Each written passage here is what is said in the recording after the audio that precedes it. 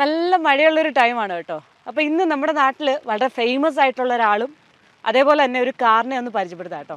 നമ്മുടെ കൂടെ അഡ്വക്കേറ്റ് വിവിധ ബാബു ഉണ്ട്. Hi ma'am. ഹായ്.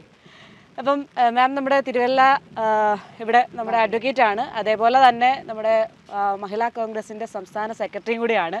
അപ്പം അത്യാവശ്യം വളരെ ഫെമിലിയർ ആയിട്ട് എല്ലാവർക്കും അറിയാവുന്ന ഒരാളുകൂടിയാണ്. മാം, കുറച്ച് വാഹന വിശേഷങ്ങൾ, അതായത് നമ്മുടെ MGയുടെ ഹെക്ടർ കൂടെ ഉണ്ടല്ലോ, സാവി പ്രോ, ഏറ്റവും ടോപ്പ് എൻഡ് മോഡലിൻ്റെ ഉടമ കൂടിയാണ്. അതുമാത്രമല്ല നല്ലൊരു വണ്ടി ഭ്രാന്തിയും കൂടിയാണ്.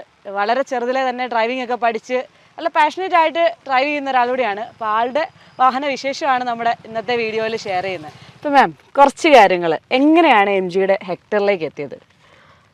MG ഹെക്ടർ 2019 ഹസ്ബൻഡിൻ്റെ ഒരു ആഗ്രഹമായിരുന്നു MG ഹെക്ടർ തന്നെ നമുക്കൊന്ന് ചൂസ് ചെയ്ത് നോക്കിയാലോ. അന്ന് നമ്മുടെ നാട്ടിൽ അത്ര ഒരു പോപ്പുലർ അല്ലായിരുന്നു. അപ്പോൾ ഒരുപാട് പേര് നെഗറ്റീവ് പറഞ്ഞു വേണ്ടാന്ന്. പക്ഷേ ഞങ്ങളുടെ ഒരു തീരുമാനം ഒരു പുതിയൊരു വെഹിക്കിളിലേക്ക് എടുക്കാം എന്നുള്ളത്, സ്ഥിരം കേൾക്കുന്ന ഒരു ബ്രാൻഡിൽ നിന്ന് മാറി മറ്റൊരു ബ്രാൻഡ് നോക്കാം എന്നൊരു ഇതായിരുന്നു. പക്ഷേ അങ്ങനെയാണ് MGയിലേക്ക് ഞങ്ങൾ എത്തുന്നത്. ആ ഒരു ഓപ്ഷൻ പിന്നീട് ഞങ്ങൾ യൂസ് ചെയ്ത് കഴിഞ്ഞപ്പോഴാണ് അത് കറക്റ്റ് ഡിസിഷനായിരുന്നു എന്ന് തോന്നിയത്. അതിനുശേഷം ആദ്യം ഉണ്ടായിരുന്ന മോഡൽ മാറ്റിയിട്ട് വീണ്ടും പുതിയ മോഡലിലേക്ക് അപ്ഡേറ്റ് ചെയ്തതാണ്. അതെ അതെ, ആദ്യം ഉണ്ടായിരുന്ന മോഡൽ മാറ്റി ഇപ്പം കുറേയേറെ പുതിയ ഫീച്ചേഴ്സ് വന്നു കഴിഞ്ഞപ്പം ആ ഒരു ഫീച്ചേഴ്സിനനുസരിച്ച് ഞങ്ങൾക്കും അപ്ഡേറ്റ് ചെയ്യണമെന്ന് തോന്നി. അപ്പം അങ്ങനെയാണ് അടുത്തൊരു മോഡലിലേക്ക് വന്നത്. ഫേസ് ലിഫ്റ്റ് ചെയ്ത് വന്നിട്ടുള്ള മോഡലാണ്. കുറേയധികം ഫീച്ചേഴ്സ്, ADAS ലെവൽ 2 ഫീച്ചേഴ്സ് ആഡായി വന്നു. അതുപോലെ തന്നെ ഫ്രണ്ട് ലുക്കിൽ ഈ ഒരു ഡയമണ്ട് ഷേപ്ഡ് ആയിട്ടുള്ള ഗ്രില്ലും അതൊക്കെ കുറച്ചുകൂടെ ഒരു അട്രാക്റ്റീവ് പാർട്ടാണല്ലോ. പിന്നെ എൻ്റെ അടുത്ത് പറഞ്ഞിട്ടുണ്ടായിരുന്നു പുറത്ത് ഒരുപാട് പ്രീമിയം കാർസ് ഒക്കെ യൂസ് ചെയ്തിട്ടുണ്ടായിരുന്നു. സോ അതിൽ നിന്ന് പിന്നെ നമ്മുടെ നാട്ടിലേക്ക് വന്നപ്പോൾ ഒന്നുകൂടെ. അതെ, ഹസ്ബൻഡ് പുറത്തായിരുന്നു. അപ്പോൾ അവിടെ ഉണ്ടായിരുന്ന സമയത്ത് മെഴ്സിഡസ് ആയിരുന്നു, GL 500 ആയിരുന്നു. അപ്പം ആ ഒരു വർക്കിൽ യൂസ് ചെയ്ത് കഴിഞ്ഞപ്പോൾ അതിന് ഉള്ളൊരു കംഫർട്ടബിലിറ്റി ഉണ്ട്. അപ്പോൾ ആ ഒരു കംഫർട്ടബിലിറ്റി എനിക്ക് തോന്നുന്നു നാട്ടിൽ എനിക്ക് ഈ ഒരു റേഞ്ചിൽ, ഈ ഒരു പ്രൈസ് റേഞ്ചിൽ ഏറ്റവും നന്നായിട്ട് നമുക്കത് ഫീൽ ചെയ്യുന്നത് MGയിലാണ്. മറ്റൊരു വണ്ടിയൊക്കെ വർക്കിലൊക്കെ യൂസ് ചെയ്ത് നോക്കിയിട്ട് MG യൂസ് ചെയ്തപ്പോൾ നമുക്ക് ആ ഒരു ഫീല് കിട്ടുന്നുണ്ട്. ഓക്കെ മാം, ഇനി കുറച്ച് ക്വസ്റ്റ്യൻസ് വെച്ചാൽ മെയിൻലി ഇങ്ങനെ യൂസർ ഫീഡ്ബാക്ക് ഒക്കെ എടുക്കുമ്പോൾ ആൾക്കാർക്ക് അറിയേണ്ട ഒരു കാര്യമാണ് ഇതിൻ്റെ മൈലേജ് ഒക്കെ ആവറേജ് എത്രയൊക്കെ കിട്ടാറുണ്ട്? ഇത് ലോങ്ങിൽ പോകുമ്പം 16 മൈലേജ് കിട്ടാറുണ്ട്. ഷോർട്ട് ട്രിപ്പ് ഇപ്പം ഞാൻ ഓഫീസിൽ നിന്ന് വീട്ടിലോട്ട് വരുന്ന ആ ഒരു ടൈമിൽ ഒരു 12-13 ആ ഒരു ഇതിലുള്ള മൈലേജേ ഉള്ളൂ. പക്ഷേ ലോങ്ങിൽ 16 ഉണ്ട്. 16 ഒരു ആവറേജിൽ കിട്ടുന്നുണ്ടല്ലേ. ഓക്കെ, ഇപ്പോൾ ഇത് എടുത്തിട്ട് ഏകദേശം ഒരു 8-9 മാസം അടുത്തായിട്ടുണ്ട്. എത്ര കിലോമീറ്റർ ആയിട്ടുണ്ട്? ഇപ്പോൾ 20,000 ആയിട്ടുണ്ട്. 20,000 സർവീസ് കഴിഞ്ഞു, അതുകൊണ്ടാണ് ഇത്ര കറക്റ്റായിട്ട്. Okay fine. So overall comfort wise നോക്കുമ്പോഴത്തേക്കും എന്താണ് ഏറ്റവും ഇഷ്ടപ്പെടുന്നത്? കാരണം വലിയൊരു വാഹനമാണ്. ലേഡി എന്നുള്ള നിലയിൽ നോക്കുമ്പോഴത്തേക്കും പൊതുവേ ലേഡീസെല്ലാം ഒതുങ്ങിയ വണ്ടികളാണ് പൊതുവെ ചൂസ് ചെയ്യാറ്. പക്ഷേ പാഷനേറ്റ് ഉള്ള ആളുകൾ വലിയ വണ്ടികൾ യൂസ് ചെയ്യുന്നുണ്ട്. അപ്പോൾ അങ്ങനെ നോക്കുമ്പോൾ എങ്ങനെയുണ്ട് ഓവറോൾ കംഫർട്ട്? നല്ല കംഫർട്ടബിളാണ്, 100%. ഞാൻ സാറ്റിസ്ഫൈഡ് ആണ്. ഞാൻ പറയുകയാണെങ്കിൽ ലേഡീസിനെ സംബന്ധിച്ച് ഏറ്റവും നല്ലൊരു വെഹിക്കിൾ എന്ന് പറയുന്നത് SUV മോഡലുള്ള വെഹിക്കിൾ യൂസ് ചെയ്യുക എന്നുള്ളതാണ്. കാരണം നമുക്ക് ആ ഒരു ഫ്രണ്ടിലത്തെ ഒരു വ്യൂ ആണെങ്കിലും എല്ലാ കാര്യത്തിലും നമുക്ക് ലോങ് ട്രിപ്പ് പോവുകയാണെങ്കിലും ലോങ് ഡ്രൈവിനൊക്കെ നമുക്ക് ഒട്ടും ടയേർഡ് ആവത്തില്ല. അപ്പം എന്നെ സംബന്ധിച്ച് ഞാൻ ഒരു 100% സാറ്റിസ്ഫൈഡ് ആണ് ഈ വെഹിക്കിളിന്. ഓക്കെ, അപ്പം ഡെയിലി നമ്മുടെ മല്ലപ്പള്ളിയിൽ നിന്ന് നേരെ ഓഫീസ് തിരുവല്ല. ഓക്കെ, പിന്നെ ഇലക്ഷൻ്റെ സമയത്തൊക്കെ MGയുടെ പഴയ വണ്ടിയാണ് യൂസ് ചെയ്തത്. കാരണം ആ ഒരു വണ്ടി എന്ന് പറയുന്നത് ആ ഇലക്ഷൻ ടൈമിൽ എന്ന് പറഞ്ഞാൽ ഈ ചെറിയ ചെറിയ പോക്കറ്റ് റോഡുകളും, കാരണം ഞാൻ ജില്ലാ പഞ്ചായത്തിലേക്ക് ഇലക്ഷൻ നിന്ന്, അപ്പോൾ ഏതാണ്ട് ഒരു 5 പഞ്ചായത്തും അങ്ങനെയൊക്കെ ഉണ്ടായിരുന്നു. അപ്പം ആ ഒരു 5 പഞ്ചായത്തിലും ഏകദേശം ഒരു 53 വാർഡുകളുണ്ട്. അപ്പം ഓരോ പോക്കറ്റ് റോഡുകളൊക്കെ ആയിരിക്കും, ചെറിയ ചെറിയ റോഡുകൾ. അപ്പം നമ്മൾ ആ റോഡുകളിലൂടെയൊക്കെ ഈ വണ്ടിയാണ് അന്ന് യൂസ് ചെയ്തത്. കാരണം അത് എടുത്തിട്ടന്ന് 1 മന്തേ ആയിട്ടുണ്ടായിരുന്നുള്ളൂ. ആ 1 മന്തിനുള്ളിലാണ് ഈ ഇലക്ഷൻ്റെ ഇതിനു വേണ്ടി ഓടിയത്. ശരിക്കും നമ്മൾ ഒട്ടും ടയേർഡ് ആവത്തില്ലായിരുന്നു. കാരണം ഇലക്ഷൻ വർക്ക് എന്ന് പറഞ്ഞാൽ ആ ഒരു ഉള്ള ഒരു 20-25 ഡേയ്സ് എന്ന് പറയുമ്പോൾ ഭയങ്കര വർക്കായിരിക്കും ഇലക്ഷൻ വർക്ക്. ടൈം നമുക്ക് കിട്ടാറില്ല. അപ്പം ആ ഒരു ടൈമെല്ലാം ഞാൻ ഇതിലാണ് യാത്ര ചെയ്തതില്ല. അപ്പം അതിൻ്റെ ആ ഒരു കംഫർട്ടബിൾ സോണാണ് MGയുടെ അടുത്തൊരു അപ്ഡേഷൻ വന്നപ്പം എനിക്ക് എടുക്കാനുള്ളൊരു മെയിനായിട്ടുള്ളൊരു റീസൺ.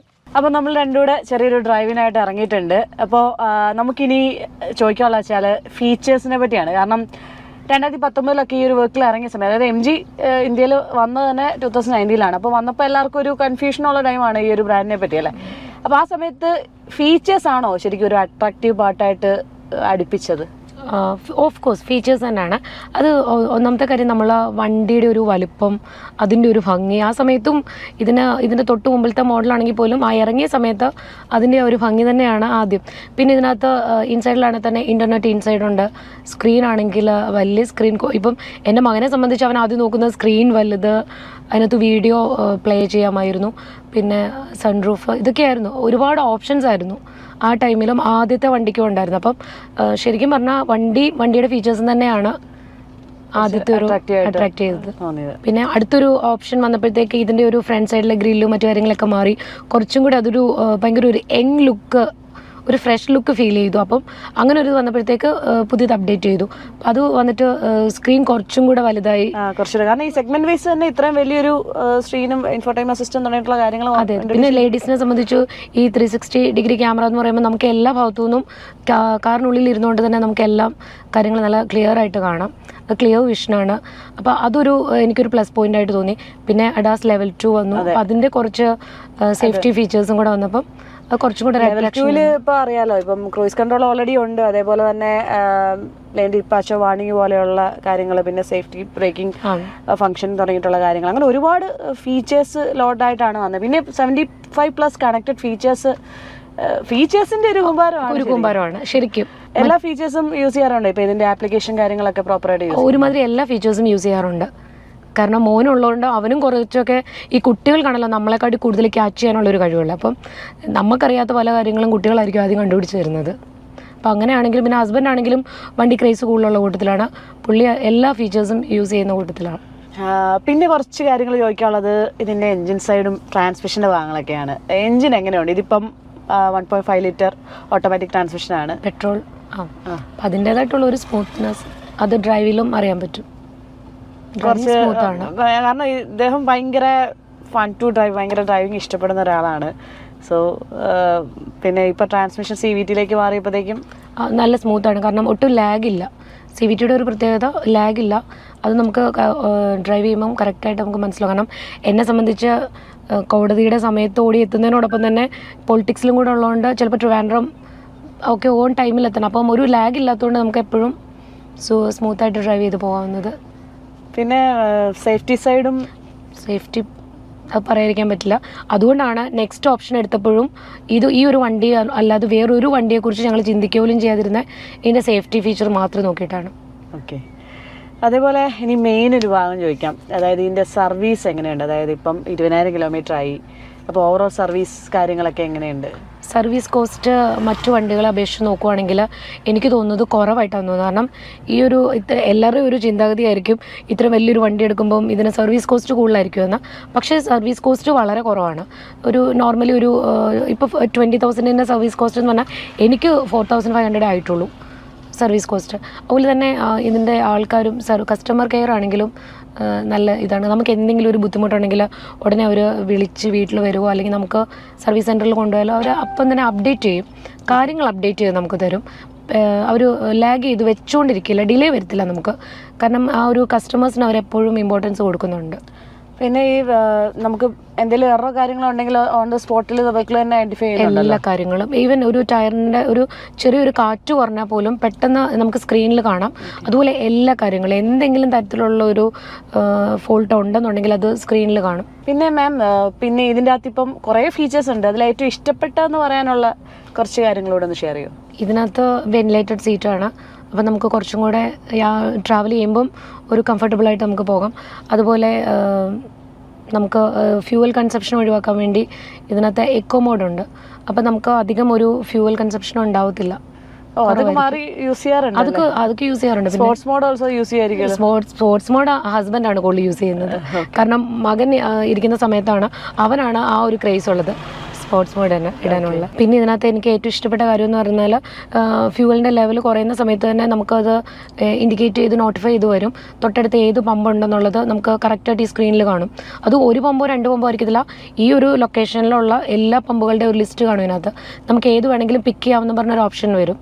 ഫ്യൂവൽ ലെവൽ കുറയുന്ന ടൈമിൽ തന്നെ നമുക്കത് നോട്ടിഫിക്കേഷൻ വന്നുകൊണ്ടിരിക്കും. അപ്പം അതൊക്കെ ഒരു ലേഡീസിനെ സംബന്ധിച്ച് ഭയങ്കര ഹെൽപ്ഫുള്ളാണ്.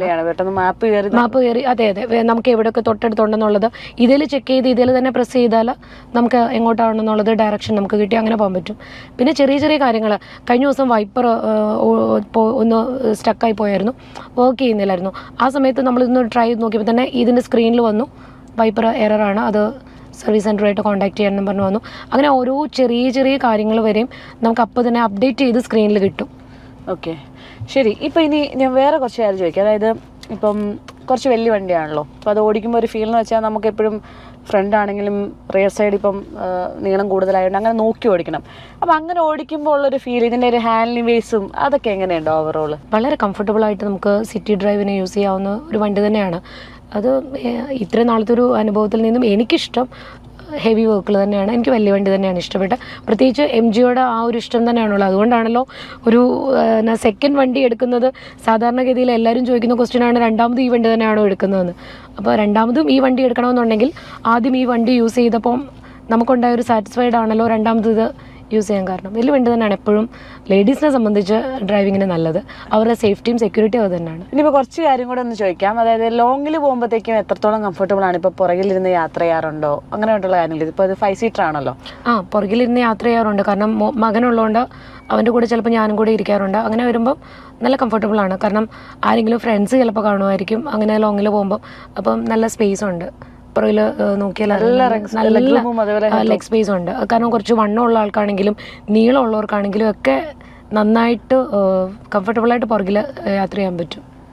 അപ്പോൾ ഓവറോൾ ഒരു ഫാമിലി പാക്ക് വെഹിക്കിളാണ്. തീർച്ചയായിട്ടും ഓവറോൾ ഹാപ്പിയാണ് അല്ലേ? ഓക്കെ. അപ്പോൾ എന്തായാലും മാമിൻ്റെ കുറേ വിശേഷങ്ങൾ വാഹനമായിട്ട് റിലേറ്റഡ് ആയിട്ടും അല്ലെങ്കിൽ ജോബ് റിലേറ്റഡ് ആയിട്ടുള്ള എല്ലാ കാര്യങ്ങളും ഷെയർ ചെയ്തു. എന്തായാലും താങ്ക് യു സോ മച്ച്. ഇത്രയും ടൈം നമുക്ക് വേണ്ടി സ്പെൻഡ് ചെയ്തതിൽ ഒരുപാട് സന്തോഷം. Thank you. അപ്പോൾ നമ്മൾ വിവിധ മാമിനോട് ചോദിച്ചിട്ട് കുറേ ഡീറ്റെയിൽസ്, യൂസർ ഫീഡ്ബാക്ക് എന്തായാലും MG ഹെക്ടർ പുതിയ മോഡൽ സാവിയോ വേരിയൻറ്റിൻ്റെ എടുത്തു കഴിഞ്ഞു. എല്ലാവർക്കും വളരെ യൂസ്ഫുൾ ആയി എന്ന് തന്നെ വിശ്വസിക്കുന്നു. അപ്പോൾ ഇതുമായിട്ട് റിലേറ്റഡ് ആയിട്ട് എന്തെങ്കിലും ഡൗട്ട്സോ കാര്യങ്ങളോ ഉണ്ടെങ്കിൽ കമൻറ്റിലോ അല്ലെങ്കിൽ ആതിര മുരളി ഒഫീഷ്യൽ എന്ന ഇൻസ്റ്റാഗ്രാം പേജിലോ ഒന്ന് മെസ്സേജ് ചെയ്യുക കേട്ടോ. മാക്സിമം എല്ലാവരിലേക്കും നമ്മുടെ വീഡിയോ ഷെയർ ചെയ്യുക, സപ്പോർട്ട് ചെയ്യുക. Thank you for watching. By.